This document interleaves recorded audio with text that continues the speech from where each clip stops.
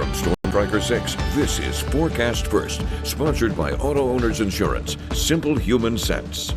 We're still holding on to dry conditions across mid-Michigan this evening, but you'll notice on satellite and radar, not only do we have a lot of cloud cover across mid-Michigan right now, but a couple of light rain showers beginning to clip the southwestern portion of the state. That rain will become a lot more widespread overnight tonight and as we move into the day tomorrow. Temperature-wise, even despite the cloud cover, it was fairly warm today. 48 degrees our current temperature in Lansing and St. John's. We're still stuck in the low 40s in places like Hillsdale.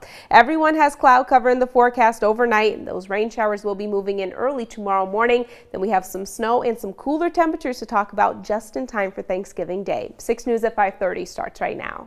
WLNS is here for you, celebrating 75 years of bringing you the news with 6 News at 5:30. Right now at 5:30, a dramatic scene on a highway in Michigan as police try to wake a driver who passed out behind the wheel. Plus, a Michigan veterinarian heads to jail for refusing to give a dog back to a homeless man. And a woman in a coffin taken to be cremated knocks on the lid to be let out. Those stories and a lot more and all in the first 6 minutes. Thank you for joining us. I'm Siobhan Klepfer. Let's start that clock. And we begin in Grand Rapids, where a group of teenagers might soon be charged with assault and attempted robbery that happened at the city's Santa Parade. The group, between the ages of 14 and 19, are awaiting a decision on charges from the Kent County Prosecutor's Office. One of them, a 19-year-old, is accused of carrying a concealed handgun and is facing charges for that as well. Now, police say the group attacked and then tried to rob someone at the parade on Saturday. They say officers were in the area and quickly responded. Eric.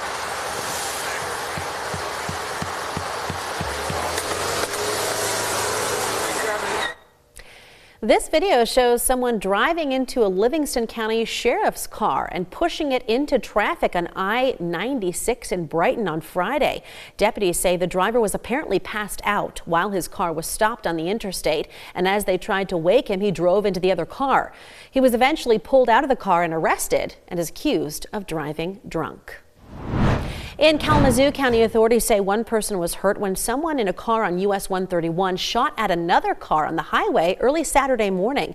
The sheriff's office says someone called from one of the cars saying the other car was chasing and shooting at them. They were telling dispatchers that their car was hit by gunfire, but nobody inside was hit. However, a woman told deputies she was hurt when she jumped out of the vehicle. Witnesses say cars were driving the wrong way on the highway, and so far police have arrested one person after an investigation.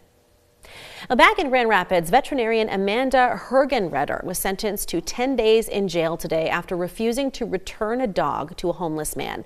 The vet from Tuscola County was in the city when she saw a dog tied up outside and alone. She took him back to her clinic and treated him for an infection and rotten tooth, but she refused to give the dog, Vinny, back to Chris Hamilton out of concern for the dog's health.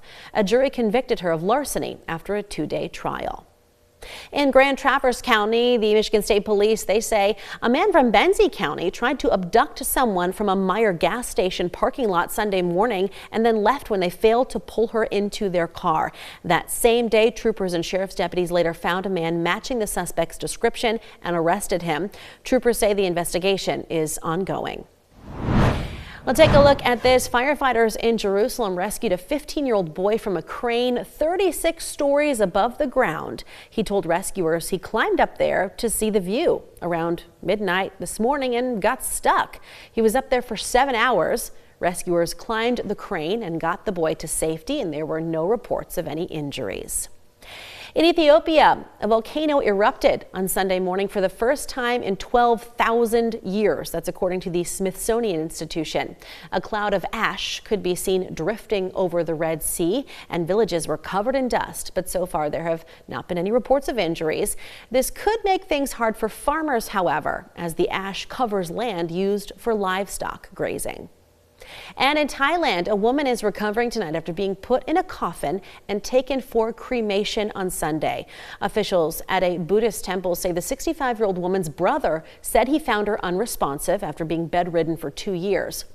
First, he tried to take her to a hospital to donate her organs, but was turned away because he did not have a death certificate. So then he took her to the temple for cremation, and that's when she knocked on the coffin lid. Now the temple is covering the woman's medical expenses while she recovers in a hospital. Back here in the U.S., Secretary of Defense Pete Hegseth said today the Pentagon will investigate Democratic Senator Mark Kelly of Arizona for appearing in a video calling for troops to not follow illegal orders.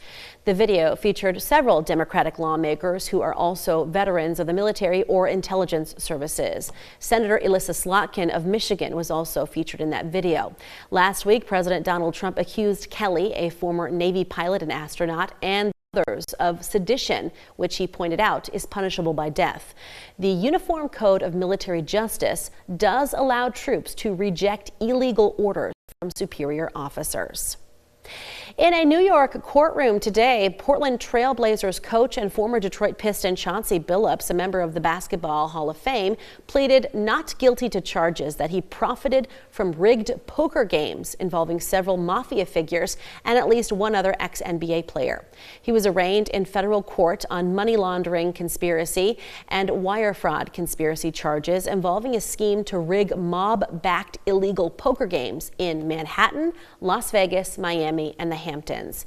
Both charges carry a maximum punishment of 20 years in prison. Well, coming back to mid-Michigan now, officials in Meridian Township released a video warning the public about the dangers found in your kitchen just in time for Thanksgiving. For example, use a fire extinguisher to put out grease fires because water will just make things worse. That grease goes all over everything, your cabinets, the stove, you, and everything's flaming, which is not going to look good for the family holiday photos at Christmas time, all right? To see the full video, head to the Scene on 6 section of our website, WLNS.com. Lots of good information there. The iconic Times Square New Year's Eve Ball is getting a makeover for the upcoming 2026 celebration. Organizers of the big event were in Times Square today to unveil the new Crystal Ball. It's almost 12.5 feet wide and is covered in more than 5,200 Waterford crystals. That is nearly twice as many as the previous ball, and these crystals are round, not triangular. Circles represent infinity, and our design concept is all around three different meanings, which is joy, light, and new beginnings. The ball represents hope. It's the ticking of time. It's putting 1 year behind us and looking forward to the next. The ball will make its debut at New York's biggest New Year's Eve party on December 31st, and after that, ticket holders can see the ball for a fee on a viewing deck in Times Square. I can't even think about New Year's Eve yet. I need to get through Thanksgiving. There's so much to get through in between. There's Christmas. Yeah. Yeah, we still got to put up my mom's holiday lights at her house. Oh, we did put up the Christmas tree. See, that's good. I got her to cave on that one. Well, it was a nice weekend to do it because it was pretty warm, but we are kind of shifting soon. Yeah, shifting in a big way. We have snow, we have wind, and some really chilly temperatures we have to talk about, Siobhan.